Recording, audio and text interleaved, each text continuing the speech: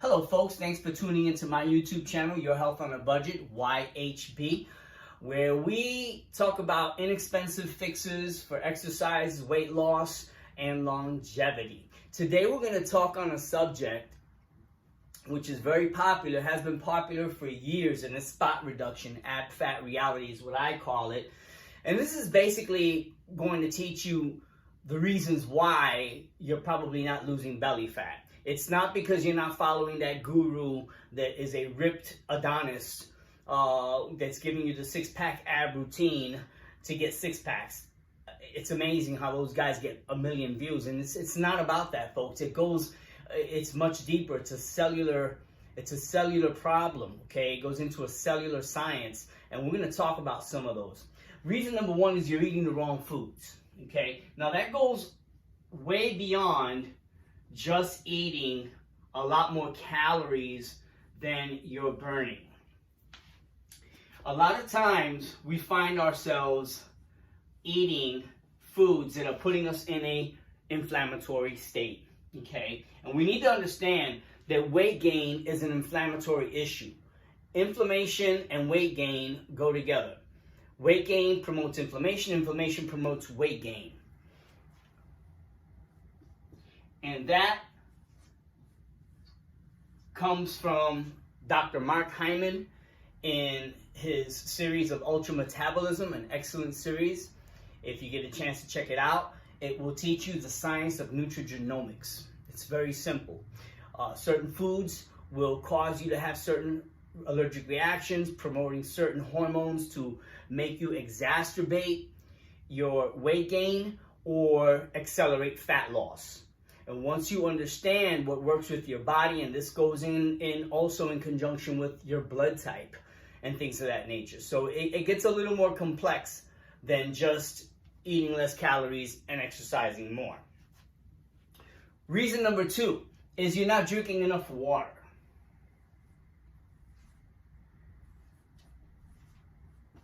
Not drinking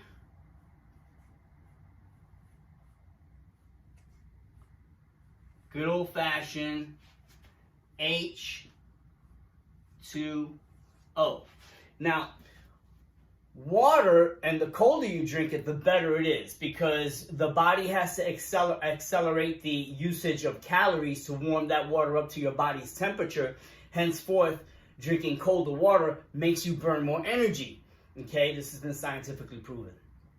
Now, apart from that, the toxins that you're flushing out of your body will keep your liver from overworking and your kidneys from overworking. Your colon will be free and lubricated. Water has so many different functions in your body. It keeps your muscles alive. If you lose muscle, you lose your metabolism. It just has a whole plethora of reasons why H2O is important. I can understand that most people don't like regular water and they need to flavor it, and that's perfectly okay. I like salsa water. You know, there's salsa waters out there that are natural without added ingredients. They're just flavored naturally, and those are good too. Reason number three, you're doing the wrong exercises.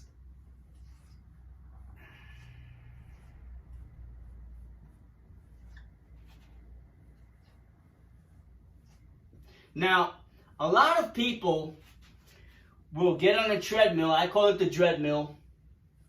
You cannot catch me doing indoor cardio. I find it boring.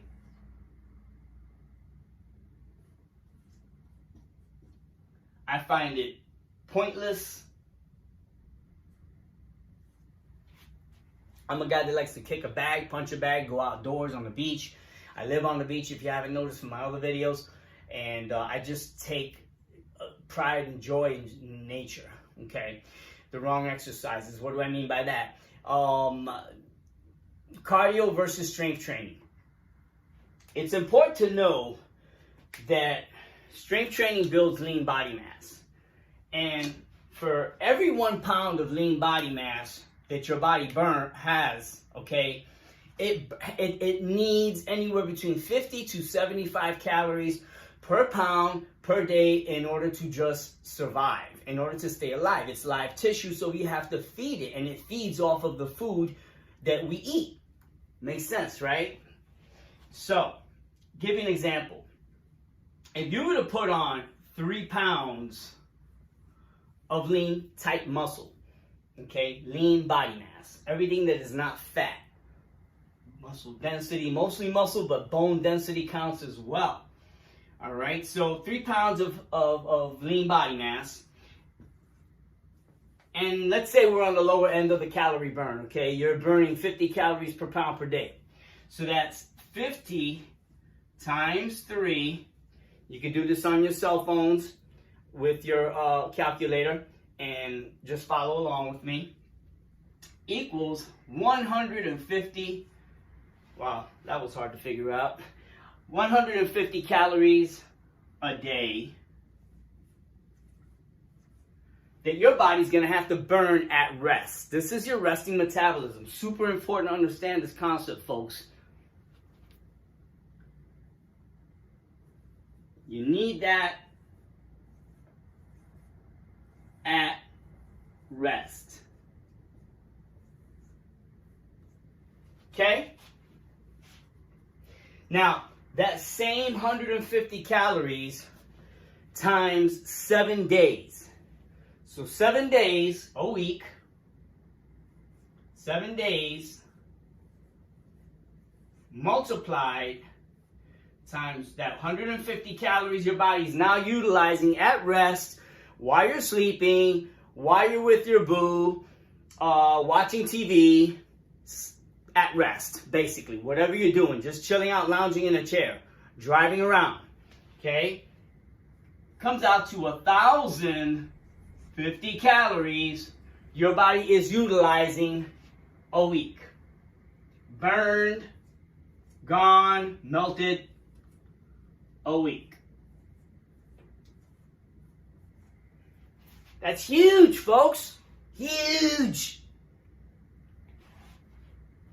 You take that 1,050 calories compounded by 30 days in the average month, right? All right, let's do that. 30 days, put the little thingies there, times 1,050 calories equals 4,200 calories a month. Burned a month. Now, it's important to understand that it takes 3,500 calories just to burn 1 pound of body fat. That could be a lot of cardio on a treadmill or an elliptical, okay? And once you get off of it, the whole thing is once you burn calories on one of those machineries, you may have an accelerated metabolism for the next one, if you're lucky and you have a high metabolism, to 6 hours. But usually for the average person, 30 minutes, 45 minutes, an hour later, your metabolism kind of keels out and doesn't burn anymore after cardio. Now, you take that same 4,200, okay, and that's 12 months.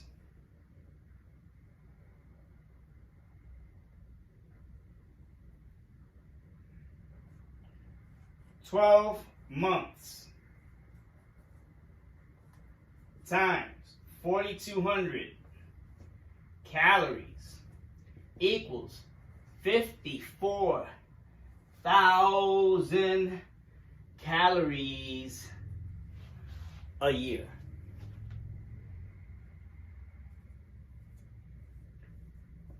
$54,000 calories a year. If you divide that by 3,500, we get the answer of 14.4 pounds of actual body fat your body can keep off a year at rest.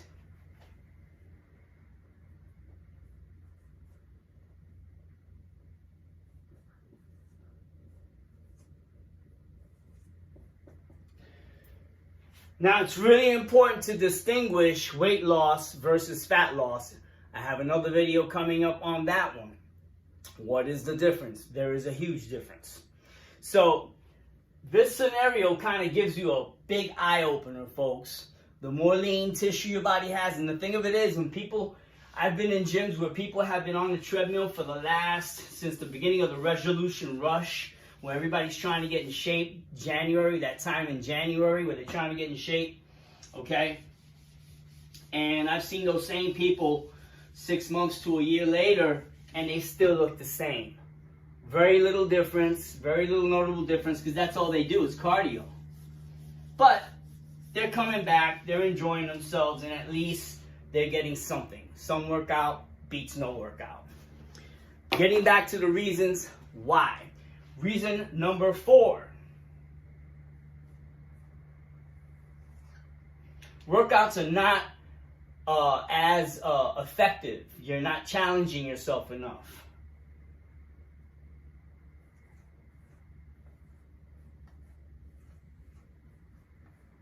You're not challenging. We're creatures of habit. We're creatures of comfort. I'm guilty of it too.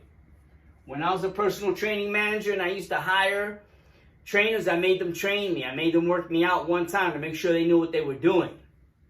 My gosh, what a nightmare that was. And I say it's a nightmare because they put me through it, man. They made me do things that were different. You have to understand, you have 600 plus muscles in the body. If you keep doing the same thing you've been doing since yesteryear, chances are you're not going to get very good results. You have to stick to a concept known as SAID, specific adaptations to impose demands. It's another video that I'll be putting out here shortly. Be sure to stay tuned on that one. Big eye opener. All right, you're not challenging yourself enough. So if you're not challenging yourself enough, your body gets complacent. It's just like eating food. You eat the same food, your body has an actual adaptation to these foods. And it becomes sensitive. It's sensitive to the foods that you're always eating. And henceforth, the food no longer works for you and may even work against you, giving you reactions. All right, reason number 5. And this is a big one for me. You're stressed out all the time. Stress out. Important to know that stress releases a hormone called cortisol in your body. Now, it's a necessary hormone for the functions of our body, but in excess can do damage. And what do I mean by that? Okay, I'll put that down. Equals cortisol release. Now, you've heard the big hype these last few years about cortisol and belly fat and it's very true. Okay, cortisol does have a big effect on putting more fat around the abdominal area. Okay, they've been talking about that, I wouldn't say within the last few years. We've known about it since the early 2000s and 1990s. Cortisol release.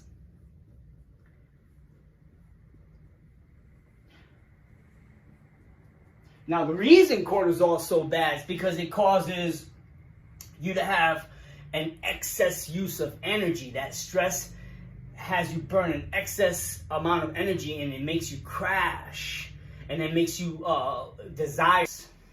Okay, so it's chewing away your lean body mass. It was our body, as a bodybuilder, it was our worst nightmare. We did everything to prevent cortisol release, especially when we were competing, because our bodies were under a lot of stress due to the calorie changes and deprivation. So you're eating away lean body mass. Now I'm going to pose this question to you, which is what 90% of the people do. They lose lean muscle. It's a lot easier to lose muscle than it is fat. Don't fool yourself. This is the difference between weight loss and fat loss, folks.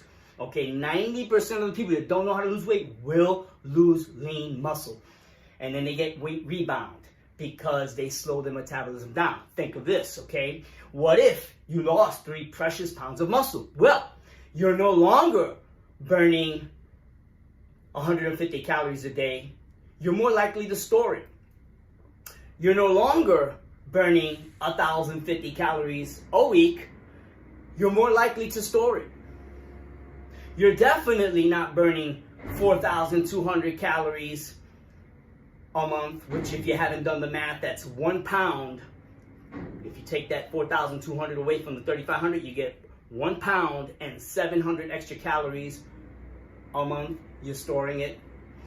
At the end of the year, you're no longer probably burning 54,000 calories. You've probably gained a good whopping 14 pounds. And that's how it works, folks. A lot of people want to lose weight quickly, and if you didn't put it on quickly, you can't take it off quickly. And anything taken off quickly will quickly come back. Guaranteed weight rebound and some is a nightmare. I've been there too. Okay, so you're not getting enough sleep. Number 6. You're not getting enough sleep. Not enough sleep. Again, right back into that cortisol release. Bam! It is a known fact. This is not something I made up. This is a known fact that if you're not going to sleep before 10 o'clock, your cortisol levels will be raised. And if you don't know how to stop that from happening, which is why I can get away with it, because I know how to stop the cortisol or control it, you are going to gain weight. You're going to gain belly fat. Okay? Because lack of sleep exacerbates cortisol.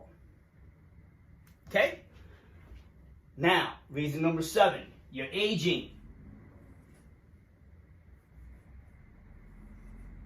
It is said that sarcopenia, which means the loss of muscle mass as we age, sarcopenia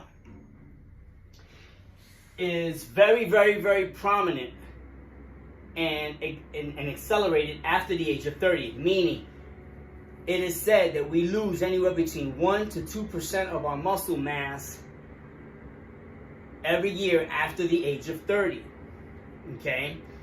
Which is, they say it's harder for older people to stay in shape and keep body fat off. And this is true. This is the reason why. It's because you're losing muscle mass and less human growth hormone, folks. HGH. HGH. Human growth hormone is a hormone that is produced within the anterior pituitary gland and is responsible for many functions in your body, okay? One is retaining lean muscle, keeping your skin thick, okay? Keeping you healthier. Bodybuilders know this. This is why they inject HGH. They buy exogenous and the movie stars. It's an expensive anti-aging process, but it works. Okay? And it can keep you lean. I've known bodybuilders that were eating cheeseburgers during competition, but because they had implemented HGH in their diet, they were able to get away with it and get great results, by the way, because they had a high caloric content, so they weren't losing muscle, but they were demolishing the fat off their body, incinerating it. It does. Reason number 8, you're eating the wrong fats. Eating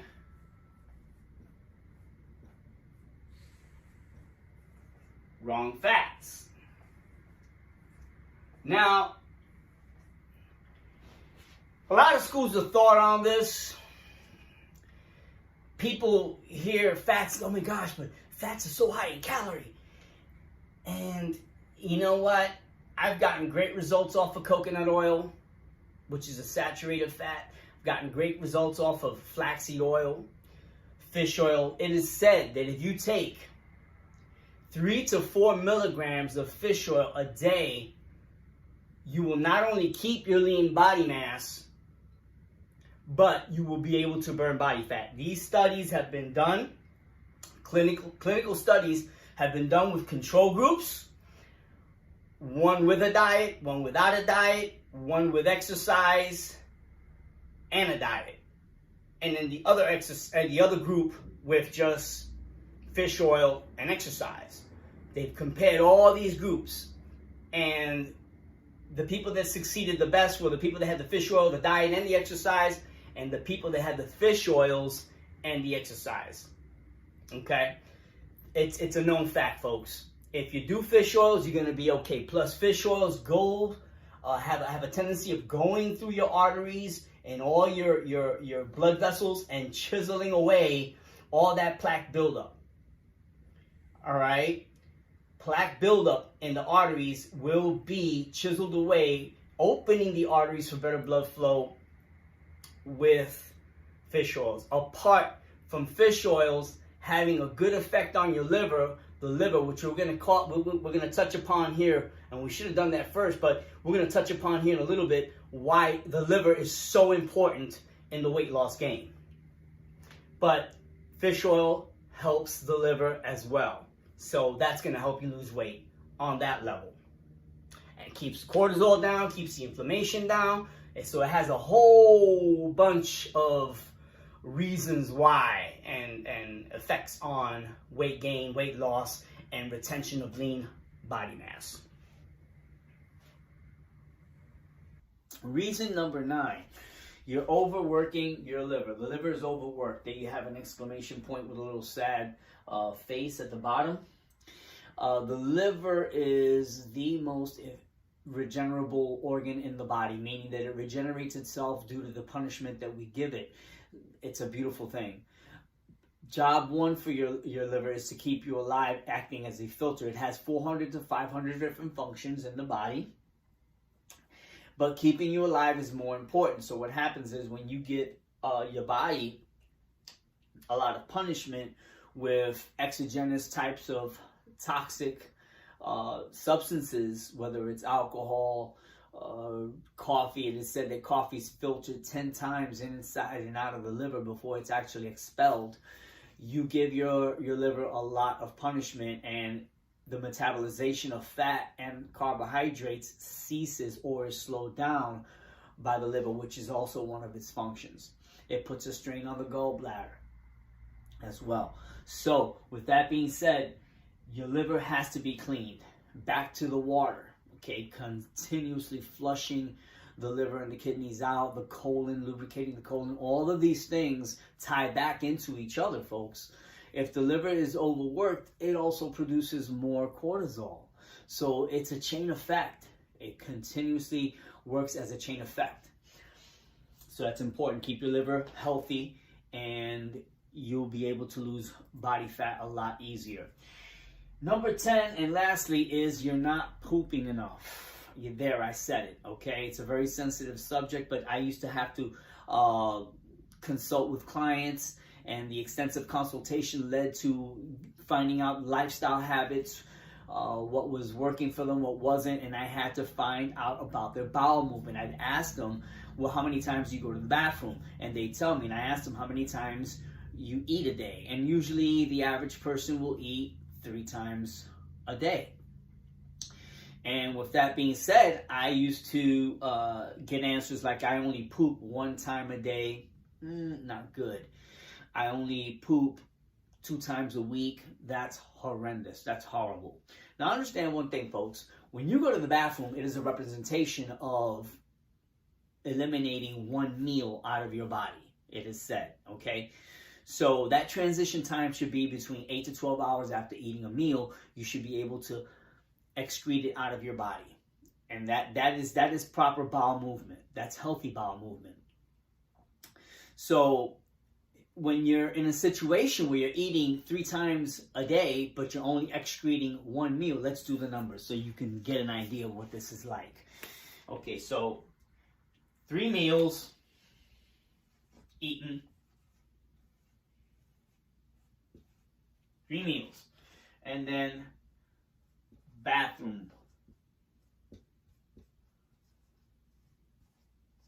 trips.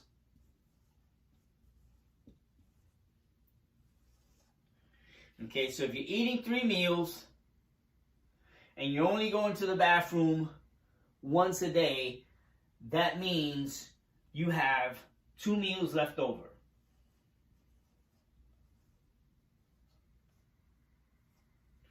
if we were to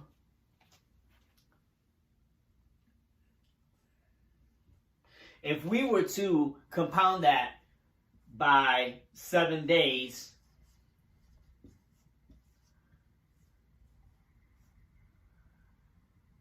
equals 14 meals that we don't know what happened to. Where did they go? Where did they evaporate to? Better yet, let's do this on a monthly, okay? Let's take this scenario and say 2 meals not coming out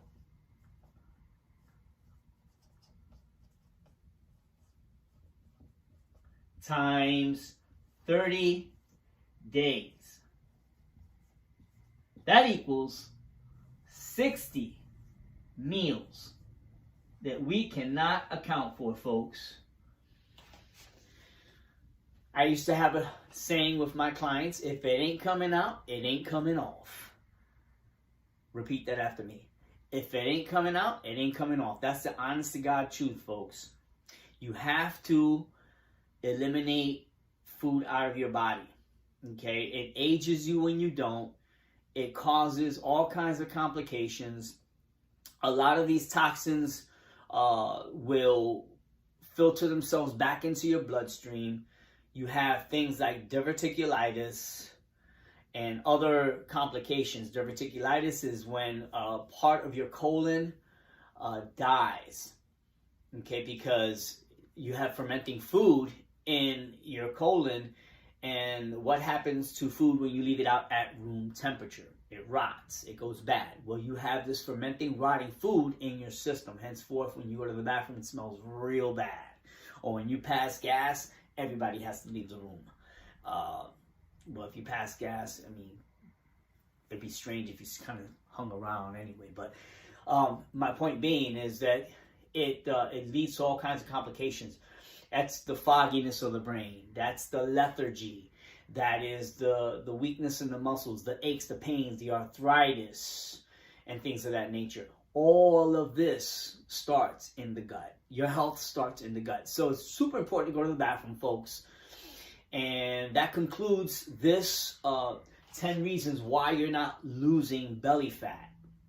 It goes a lot deeper, but we're going to keep it short and sweet with 10 good reasons. If you like what you heard, please subscribe, hit the thumbs up, the like button, and please do share with someone that you care for. Peace.